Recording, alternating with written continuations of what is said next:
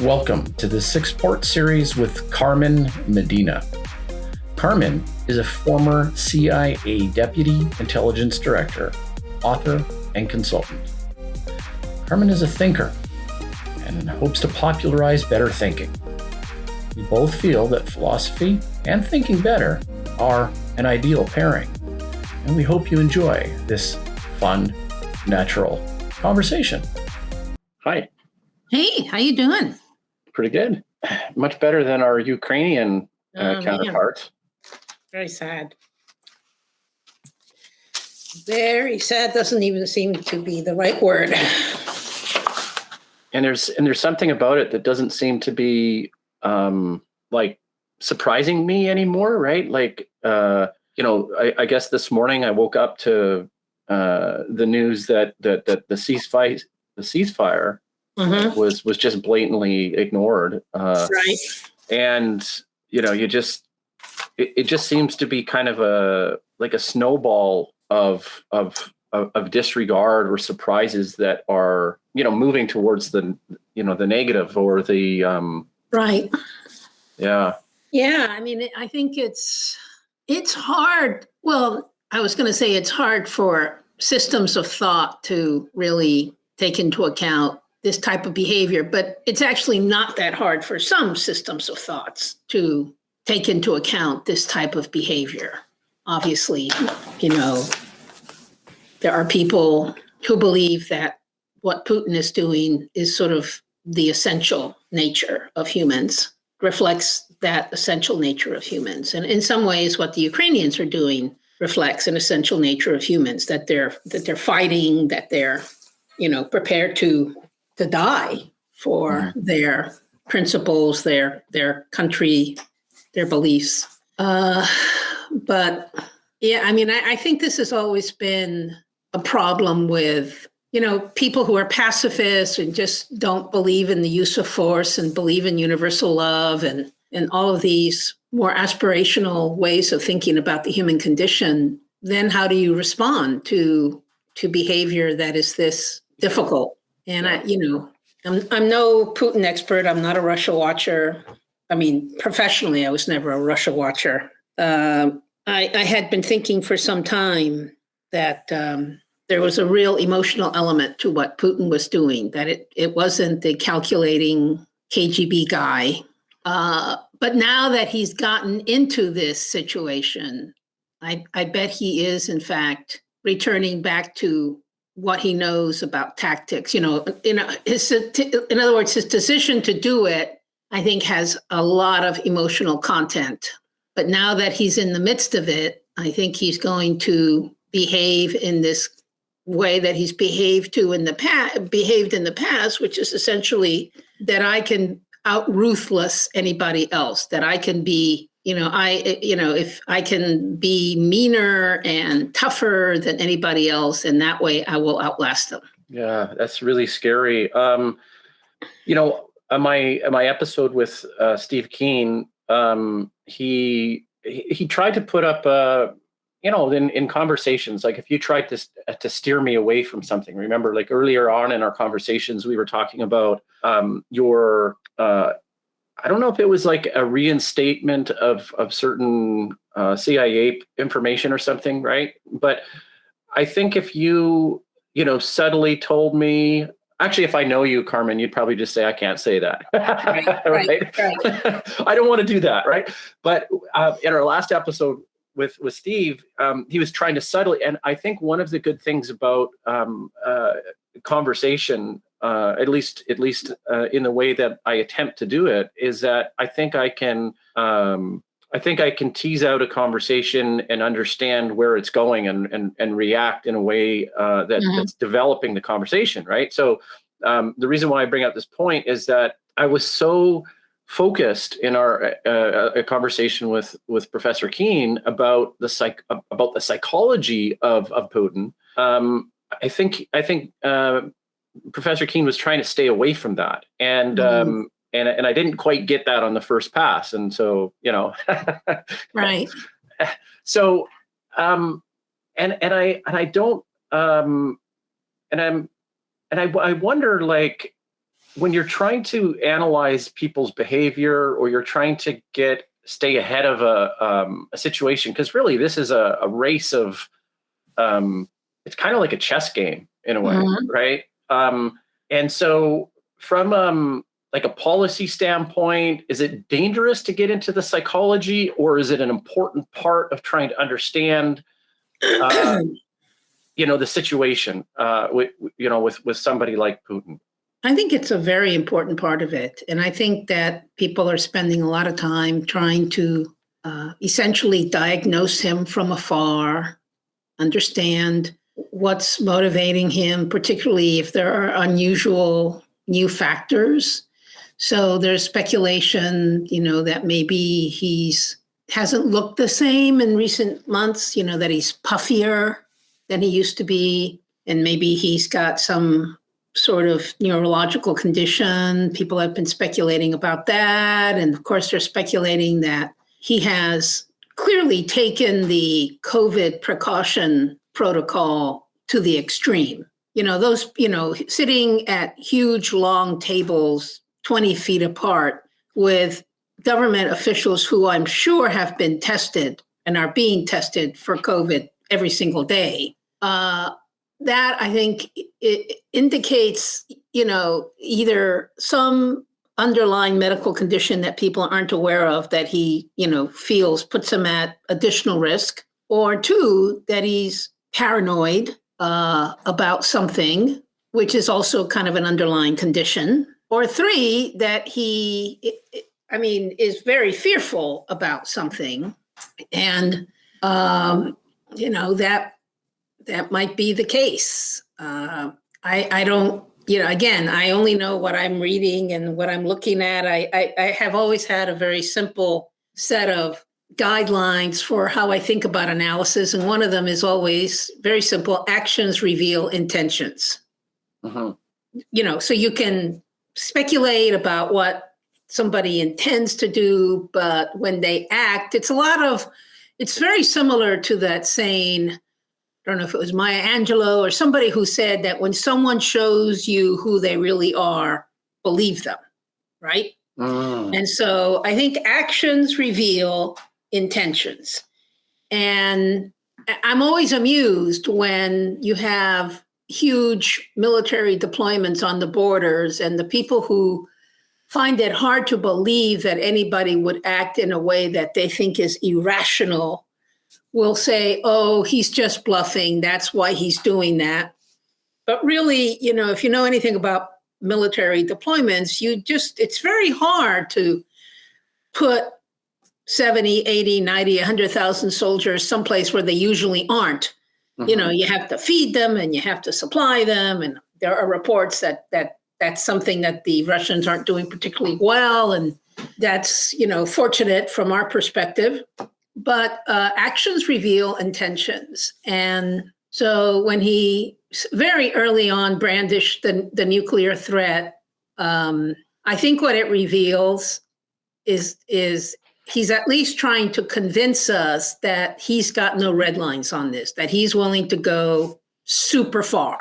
And I think it's possible. I think that the behavior of NATO and the U.S. is governed by that they don't want to do anything that he can interpret as a provocation. Not so much because they think they can control him that way, but I would think probably because the Russian government in general, the people around him, I think would still have to be convinced that it's an existential situation that they have to react to. And so we don't want to do anything that provides that pretext. Not sure I completely understand why he's been attacking all these, how he marched through Chernobyl and the soldiers that marched through Chernobyl and stirred up all the radioactive material there. They're going to be unhappy 10 years from now, because I'm sure there will be higher incidence of some diseases because they're being exposed to these prolonged heightened levels of radiation. It's not something that's going to sicken them immediately, but presumably some of them will suffer from that. But I'm not quite sure I mean, to me, the things, as an analyst, because that's what I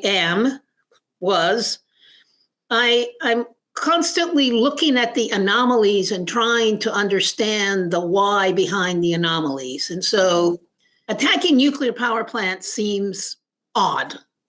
And I don't quite understand the why. I think you're right on. I think your original assessment, Carmen, of the fact that he's really trying to not keep the rest of the world guessing, but it seems to me kind of tactical in a way, right? Like I don't have any limits, and I will outlast you. Exactly. Even if it goes to nuclear holocaust. Right. And then I'm wondering like where our limits are in the West and from a NATO standpoint, because you're really hitting all the hot buttons here, except for the one that Putin's got his finger on. But I mean, what it means to be human, what it means for humanity, I'm gonna speculate a little bit. I know it's kind of like it's almost the lowest form of of conversation and thinking, but you've got a situation here where the hearts and the minds of the world are coming to the defense of Ukraine. This is the sympathy is there, but decisive, quick, aggressive, anti-passive action to nip it in the bud, so to speak, despite the threat of an escalation of the pushing of the button, right? Gives him almost kind of like free pass to be an ass, to be a dictator, to be to dramatically change the new world order, right? I mean, right. And at what cost? So, I mean, just imagine this scenario, right? Imagine the U.S. taking a position to say, you know what, you couldn't say this publicly, but just imagine that this is kind of the sentiment behind the patriotism, right? We don't care if you blow up the world, honestly. We're not going to live in a world where you do this because there's no stopping you. So if you're drawing the line now, we're going to end it. And if you end us, then that's the end of us. Call our bluff. And it's like, but I think it's that kind of, that's that kind of forceful escalation that, will he back down? I don't know. It's like that scenario is just unheard of, but yet we almost might be watching Ukraine in a slow motion train wreck as that, entire country gets decimated. Right. And we can't act because we're on a playground and the bully's got a bat saying, don't get involved. Right. Don't do it. Yeah. It's very difficult. I've said that several times now. So that's not particularly enlightening. You have to ask yourself, if you're a policymaker, what assets do I have that I can deploy? And so one of them, of course, would be some kind of covert assistance to the Ukrainians where you would have plausible deniability. It's going to be very hard to do and will not have enough impact. So, let's say you introduced a whole bunch of covert military assets into Ukraine, a few people here, a few people there. I just don't think it's going to have enough impact at this point. We are being very aggressive in the way, as my understanding is, in the way that we are ramping up our military assets. So we're flying very close to the battle areas, and I'm sure we're providing a lot of intelligence assistance to the Ukrainians. But none of that, the facts on the ground are the facts on the ground. And none of those things are going to turn those facts on the ground around. And from the US perspective, it's really important that the Europeans take the lead, because it's the Europeans who are going to suffer these consequences, whatever they're going to be, of anything that Putin does. And it's interesting to me that Macron is either appointed himself or been appointed as the channel of communications between Europe and Putin. It reflects actually a long-term historical narrative that the French and the Russians were always close in some way. Mm-hmm. And I mean, and to this day, the Russians tend to, speak French, and, that whole modeling somehow of Russia with France in mind somehow persists. I'm not really sure why. Everybody says it all depends upon the Russian people and how much they can tolerate. I think the sanctions are clearly biting and are going to bite really, really hard, but that hasn't stopped North Korea from surviving for decades. And we'll just see. I mean, the fact that he's had to totally batten down the hatches and close off Russia from the rest of the world, I don't think that that's something he anticipated he was going to have to do, because if he thought he was going to have to do that, he would have done it from day one. Doing it now makes little sense. Good point. So, yeah. The parallel with North Korea, though, is that they're isolated, and right. It's if that's the trajectory that Russia's going, what a horrific future. I mean, it's just there's part of me that wants to say, just get in there and topple North Korea. Just get in there and just dispose of them. But it seems to me that the NATO move is I don't know why this word came to mind, but matriarchal in a way. So more patient. And it's like my tendency to want to run in there and bash people and stuff. Right. Is the chauvinistic male. I'm totally typecasting here, but it's like there's something that I want to just get. I mean, I don't want to tolerate it. That NATO and the U.S. could have done, and I think they must have thought about it, would have been to somehow deploy some token military units in the Ukraine before anything began, and just made it clear, Putin, if you attack Ukraine, it's going to be us that you're attacking, and you will have chosen to make the first move. Now, the reason why they didn't do that is that it was the very issue of Ukrainian neutrality, which the Russians, and I think they're sincere about this. They are sincere that they do not want Ukraine too closely allied to the West, that they believe that they feel that that's a threat. That's very sincere. And I think it goes all the way back to, like, if you think this is some of the people that have come on, I don't know, is there a side, something that shed some light about the situation on the Russian side? Okay, now, I mean, I don't want to say we empathize with the Russian perspective, but NATO has continued to grow and build strength, right, as a power, right? And we're sitting on the side of NATO in a Western culture. His culture is being slowly cannibalized, and that's how he feels. Yes, those buffer states were really, really important, and even in violation of not violation, but he may even think of the continued growth of NATO as an ideological threat to what was a balance of an agreed upon, balance of power. And, right. So it's, like at what point does he, he might feel like he's just continuing to roll over and have, fall into this trap of pacifist, kind of, just accepting the way things are going and the dismantlement of the ideology and the culture and everything. Well, Russia has always believed, and I mean, even though I never worked on Russia professionally, I did think of myself as a little bit of a Russia-phile, and I have read a lot of Russian history up to probably, a little bit into the post-1917 era, but not a lot. But I've read a lot of Russian history. And the Russians have always correctly, I think, thought of themselves as the bridge between between Europe and Asia. I mean, that is actually literally what they are, geographically what they are.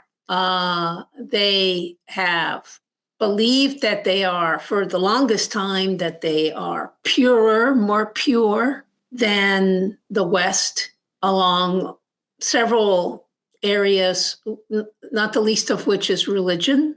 So I had a professor once tell me, point clearly has stuck with me, that the one thing that you really have to understand about the Russian Orthodox Church is that they never had a Reformation. Yeah. So the whole scaffolding of the Russian Orthodox religion is much more medieval or much more fundamental than the Enlightenment, which is really, the Reformation was basically a tentacle of the Enlightenment, right? Mm-hmm. And the Enlightenment never touched the Russian Orthodox religion, and as we know, barely touched Russia. But it did touch Russia. Peter the Great, Catherine the Great were very interested in what was going on in Europe in terms of how to think about it. So the Russians have all these views about themselves that they have a destiny, that they're a special people, they have a special role in the world, and they're frustrated, I think. And you don't have to be, even the Putin haters, I think, are frustrated that they're being squeezed by the West on one side and China on the other. Oh, really? And I think, they have how's China squeezing Russia? Like, that was actually where I wanted to go next. Well, China's squeezing Russia because China literally sucks the air out of the room. If you're a non-aligned country, right? Not thinking about it in the Cold War non-alignment, but just you're a non-aligned country. So the non-aligned countries are India, more or less. Although the U.S. would like to change that. Pakistan, but I think Pakistan has so many internal issues that it's difficult to see them as masters of their own fate. And you've got Russia. And Russia wants to be its own center of gravity in the world. Briefly in the 20th century, for about 50 years, it was. It just cannot compete demographically or economically with either China or the West. And so it's ended up in this awkward place where that is not consistent with its worldview. In some ways, Russia reminds me of a great sports team, that the Montreal Canadiens, that no longer, they for decades, they were like the masters of the universe. And now, right? And now they can't put together a championship effort to save their souls, and they're not very happy about that. Yeah. And Russia's in the League of Nations. It does not, it feels like they feel like they're being relegated, to the lesser league, and they don't want that. And China's in a superior strategic advantage here because they actually have choices. So the West doesn't really have a choice right now. Putin doesn't really have a choice right now. But China has choices. China can decide, are we going to support Russia strong here? Where does that take us? Or are we going to actually insert ourselves as a peacemaker, kind of make a big play to redo the world order by showing how China now can solve difficult international problems better than the West can? Are we going to do that? Wow, you're just spicing it up here. Yeah. Or are we going to do just enough, which is, by the way, what they appear to be doing now as I see it. Are we going to do just enough to keep the West happy with us, and also just enough to keep Russia aloft as a viable junior partner for us, right? That's really good. Yeah, it's like I And call that's, I it. think, where China is right now. It's the wait. It's almost like the strategy is wait and see, Yeah, and it is wait and see. But see, they at least they have options, whereas so many other people or leaders don't really seem, they're like caught chain of events that they can't fully control. as we know, that's a very dangerous position to be in. And some of the words that you're using to explain the feelings that are coming out of Russia, in terms of like purity, like this just aches down to the soul of our being, right? Right. With the swastikas and the fascist regimes. And I know that they're not quite Russia's not a fascist regime, but I don't know, is it turning into that? Because it's like this purity, this it's so cancerous, because it just adds fuel to the fire of, well, we don't have any other way to turn. And not only do we not have any other way to turn, but we're doing this for future generations kind of stuff. Yep. Like the fight we fight now, and you'll live on in eternity as Mother Russia will, come in and basically be the the New World Order or whatever, right? Like, this just sort of cancerous thinking. Yeah, well, and it gets to this issue which I've often think about, which is this question of the power of emotions within the human. So emotions, what are emotions for? Why do we still have emotions? They must serve they must have an evolutionary benefit. And one of the, I read this somewhere else, somebody's meme on the internet, that one of the greatest con jobs that was ever pulled on the human being was to categorize masculine emotions as not emotions. So the masculine emotions, these are all stereotypes, are things like, anger, is aggressiveness. Those are considered masculine emotions. And they've somehow gotten qualified as non-emotions. And it's even interesting to think about, what are emotions anyway? Well, I totally can. I want to put my hand up here because the first words of the Iliad are about rage.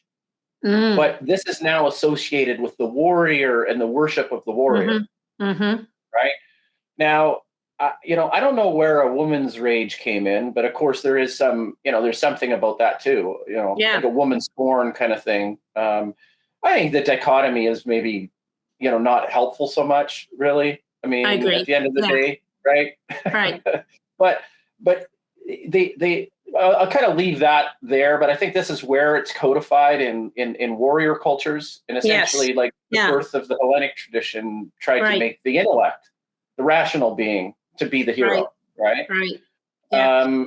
Now the perversion at play potentially is some of the philosophers like Nietzsche that say we need to return to like a pre-Socratic kind of like emotive substrate. This is where a man is a man, and beings are being, this kind of thing, which I don't buy into that entirely. But I think a good resource for listeners would be on the emoting distinction is from Antonio Damasio.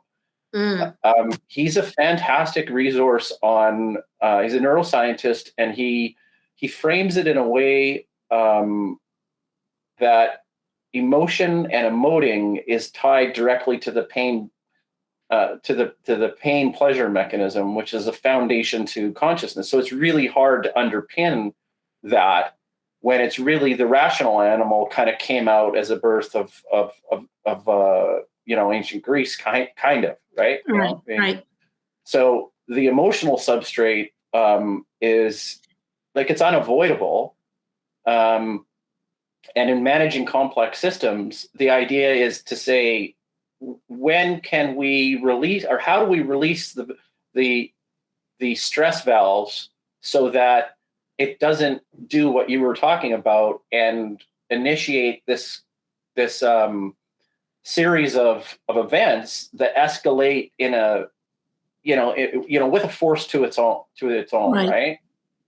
And one other book I would recommend, he's more of a popular author, but Leonard Mlodinow, his most recent book, he's an excellent writer, layman writer, but he's an excellent writer. He has a recent book entirely on emotions. And so he's, what it's called?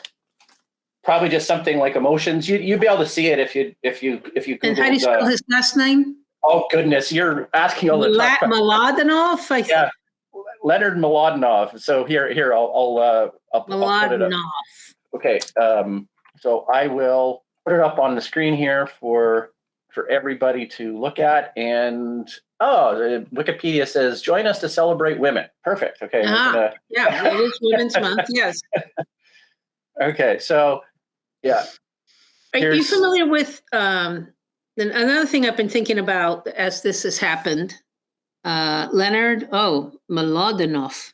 Is he Russian or something else?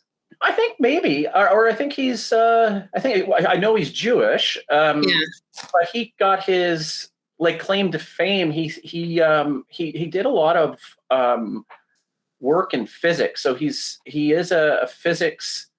He's a physicist actually, and he's written some really cool books. Worked side by side with Stephen Hawking's. Oh wow! And he's a good writer. He's a good, interesting writer. In fact, I came up with. Is that good? You got it? Yeah, I got it. Thank you. So, I was playing with an idea of I was inspired by one of Leonard Mlodinow's books back in 2016, where he was talking about Euclid, and I came up with this principle of redefining the Euclidean point. Right. So if you go back to the elements with Euclid, the point and the line are undefined terms. Right. They're undefined axioms. Right. So from a philosophical standpoint, I've spent not a considerable amount of time, but it's interesting when you spend the time thinking about that and you start going into an undefined term and then understanding, what if we could add some sort of mathematical substrate to the point or the breathless line? What would be the implications if we mapped it onto a physical world? So that Leonard Mlodinow, he's a really interesting guy. I like his work. Another thing I've been thinking of as this Ukraine thing has developed. Are you familiar with the sort of the urban philosopher of urbanism, Jane Jacobs? No. She is, hold on a second. I was looking for something and I lost you, so I wanted to see you. She has did a lot of work about the importance of community in urban areas. And then she did this other work called Systems of Survival. So if you look up Jane Jacobs and then it'll and Systems of Survival, and you get the Wikipedia article. And basically, she was hypothesizing that there are basically two systems of organizing human life. One is the guardian syndrome, and the other is the commercial syndrome. And so the guardians, shun trading, exert prowess, be obedient and disciplined, adhere to tradition, respect hierarchy, and that be loyal, take vengeance. And that's just a whole rubric of how to organize the society. Yep. And then the commercial guys, well, you can imagine they're the opposite. They shun force, but they want to compete. They want to be efficient. They want to come to voluntary agreements. They want to respect contracts and so forth and so on. And so her, I find it very useful. There's a lot of truth in it. simplified as any of these things are simplified, but I think that Russia would proudly assert or welcome the association with the Guardian. That's what they are, and they've always had this sense in Russia, both in the Napoleonic Wars, in World War I, and in World War II. They took a lot of suffering on behalf of, some holy cause. That's how they thought of themselves, right? That's what we can do. We can absorb the suffering so that the greater good can triumph, right? Yeah. So they have been in this guardian mentality their entire history, Russia. Yeah. And Europe was desperately trying to leave the guardian mentality, and presumably finally left it after World War II, although now we're not so sure, right? I really like that. And the that. U.S., because of its geographic location, always had the benefit of being able to operate in kind of this commercial under the commercial set of rules, right? We're just going to compete. We're going to do better than everybody else in the world, and so forth and so on. And the way I'm seeing it, from my perspective, they're both problematic. Yeah, they are. Neither one is complete. That's right. I agree. And it's even, thinking, is there something that would be something missing, like a missing ingredient, like a missing third ingredient, Mm-hmm. Yeah. that we're not really tapping into? Because this is the thing. If you the thing is about Jane is, so if she explains this and the rubric really makes a lot of sense, and we see this reflecting back, we say, absolutely, great intuition, great assessment. But the problematic is going to be, where should we be headed? What other kind of like historical or future projection can we align ourselves with? Right. That isn't going to take us down those false paths. Right. They're so rich. I mean, a guardian concept comes back to, Plato. Right. The marketplace comes back to the Phoenicians of marketplace. And I'm not talking about them, but like, I am a pro-market person because this is innovation comes from, and, dialogue and plurality, but it's like maybe taken to the extremes. We're seeing, just the breakdown, it's weird. Yeah. Now you're jumping into my realm, and you did a wonderful job. Well, what's so interesting about this Jane Jacobs systems of survival is, when I first heard about it was probably in the 1990s or early aughts, when I was at a conference with representatives from Eastern European countries. And it was my memory is Romanian, who during the conference quoted from the lyrics of Leonard Cohen. Okay, yeah. And then started the discussion on Jane Jacobs' systems of survival. And I had never heard about it before. So the reason why I say that is that this idea of a journey for the East Europeans, or for people that had been previously part of the Soviet sphere of influence, that they were understanding their journey, at least some of them, as a journey from this sort of guardian system to, hopefully, they thought they were going to land in the commercial system. And the East Germans, who were always, I think, the outliers in the whole sphere of influence thing, because the East Germans were always Germans. But because they were absorbed by Greater Germany, they were better able to make this transition. And then you have the Poles, the Hungarians, the Czechs, the Slovaks, all the countries along the Adriatic, Ukraine, and then the Baltics. I think the Baltic states have also done better because they were also different from, the Slavic states. I don't know. I mean, now I'm a little bit definitely off of what my expertise is, but I don't particularly I mean, it's interesting. How do the Baltic states think of themselves ethnically? Do they think of themselves as sort of almost Scandinavian? Oh, interesting. Yeah. Do they think of themselves as sort of German? Because, they were once part of, I don't know, part of Greater Germany, but close to Greater Germany. So a lot of German speakers there.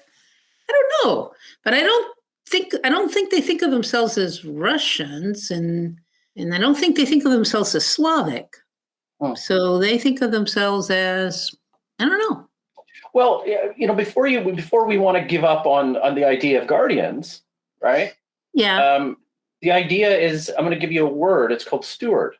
Mm-hmm. Yes. And so the whole ideology of returning to Mother Earth and environmentalism and everything that's behind that, it's of which a camp from which I'm, part of. It's still has this same sort of feeling in that rubric of returning to a guardianship of encouraging biodiversity, doing things to, and wow, this is just, it's really, really fascinating, right? Like you go too far one way and you can't help but go into the other one. And it's all about, how do we survive on this planet? How does this manifestation of life energy prosper on this planet? Right. That's really what it all fundamentally boils down to. And it's quite tricky, because there's a lot of discussion that the humans just have not evolved their state of consciousness far enough to be responsible for the planet. It's like, Dad should never have given us the car keys.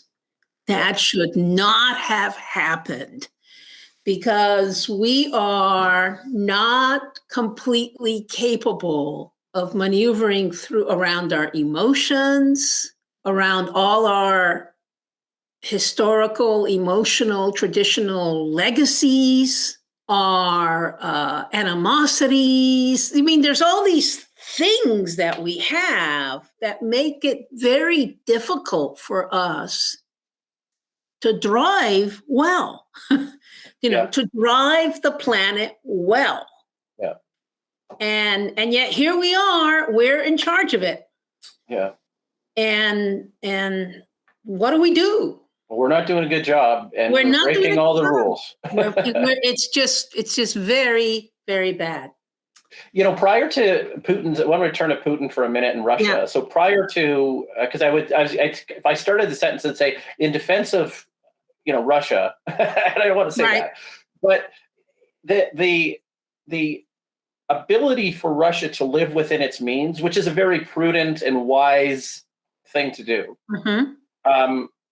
Their domestic usage of oil is less than how do I say that? They don't like America. Of course. America uses more than they produce. Russia uses less than they produce. Right. And so if you go to like family wisdom, right? Like if I go to my family and you sit down with your family and you say, well, like, how do you plan a household budget? I know this isn't entirely the best, framing, but like living within your means, right? Yes. Like there's so much projected living beyond our means that, appears to me to be really destroying the planet. So this idea of forced or responsible suffering, seems to be something that may have been the better model, but is being selected out culturally, right? It's being eradicated, and and then that it goes into the ideas of capitalism being the disease. It's the disease we love, It makes us feel good, Right. but it's accelerating, it's accelerating us towards the cliff. Yes. Look, we only have 10 minutes left. I'm going to give you an opportunity to say anything about that. But you mentioned something in our last episode about modern monetary policy. Oh, yeah. Modern monetary theory. Right.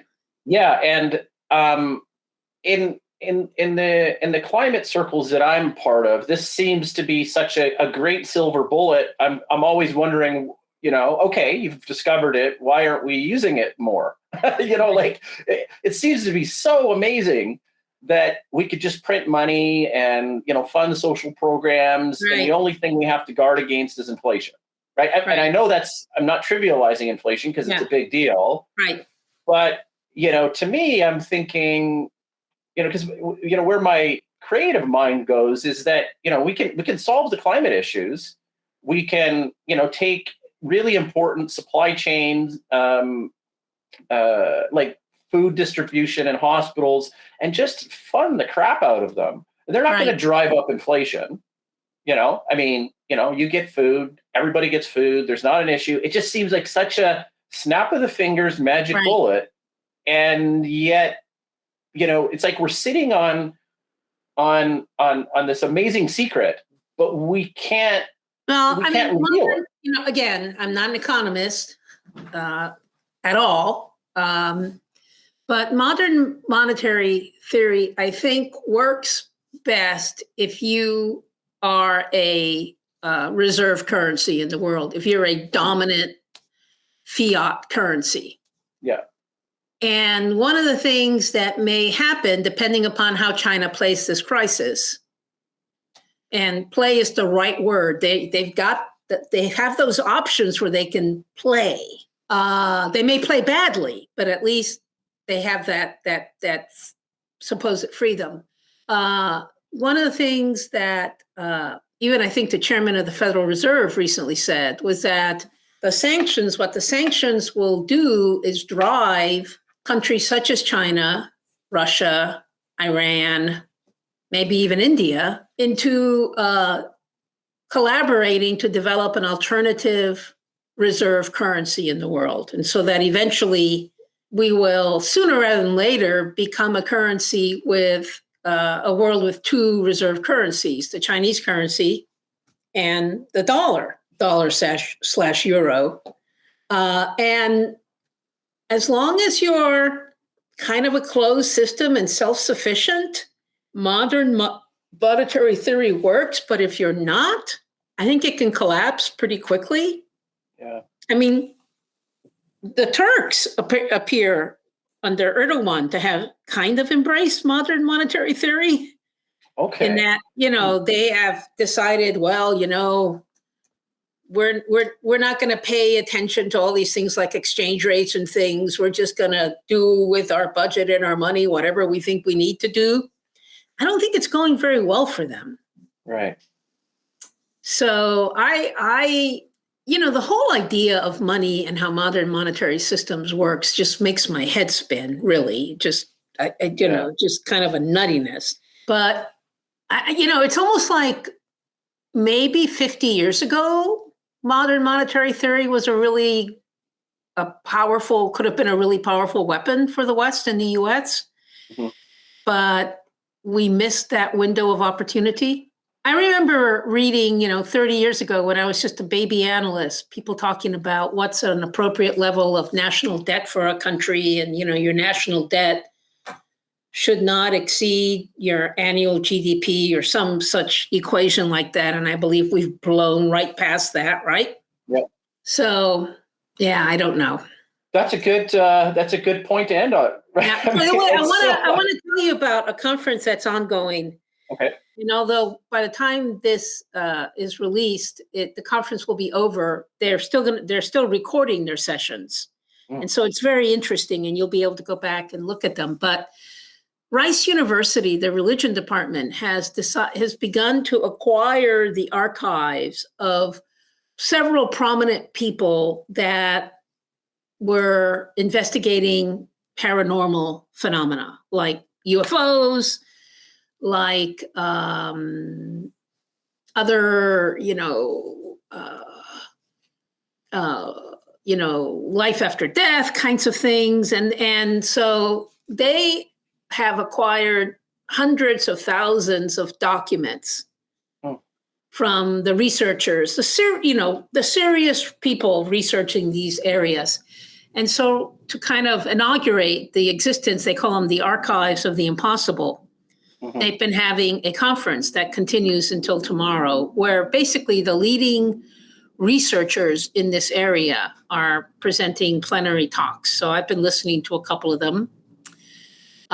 They're really strange. They're very different kinds of things. They don't fall anywhere in the Dewey Decimal System of rational thinking. They're nowhere there. But it's very interesting to get exposed to these subcultures.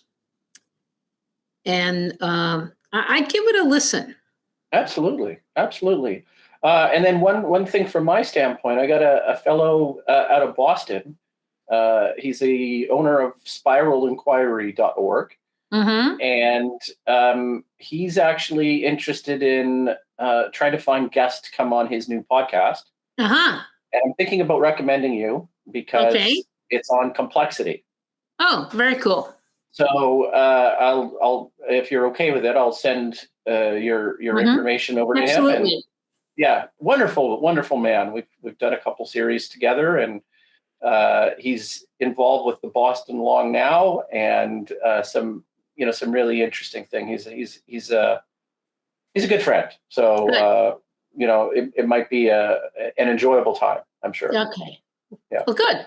Okay. All right. Until next time, then. Until next time. Thank you, Carmen. So hopefully a much better time. Maybe 5 weeks will make things look better. I really hope so. Let's hope that somebody gives Putin a some sort of a note where he's like, "Oh, really? Oh, okay." Exactly. Let me diffuse this a little bit here. Okay.